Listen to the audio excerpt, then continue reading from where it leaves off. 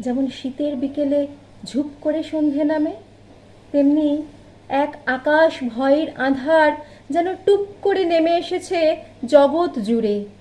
মাঝদরিয়ার হাল ভাঙা নৌকোর মতো টলমল জীবনে শুধুই ভেসে যাওয়ার ভাবনা। নিস্তার নেই, আজ যেন নিস্তার নেই ভরাডুবির।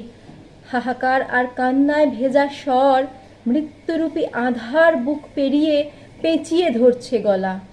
ডুবছি আর ডুবছি।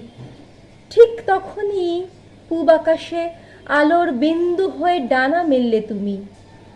সে আলো ভোরের সূর্যোদয়ের মতো নরম ভালোবাসা আর দৃঢ় প্রত্যয় ছড়িয়ে দিল আমার গোটা পৃথিবীময়। কে তুমি? তোমায় কি দেখেছি আগে, তবু যেন বড় চেনা চেনা লাগে।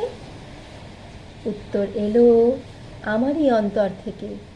আয়না হেসে বলে, আমি তো তুমি, অথবা তুমি তো আমি।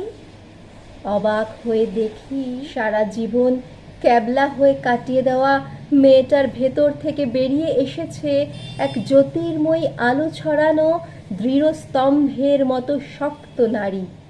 আমার আর একটুও ভয় করছে না।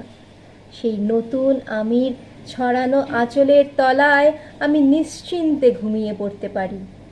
পূবের জ্যোতির্ময়ী আলো ছড়িয়ে দিচ্ছে সেই অমোঘ বার্তা, ভয় কি, আমরা তো আজও বেঁচে আছি। আমরা আছি, আমরা লড়তে আছি, আমরা বাঁচতে আছি।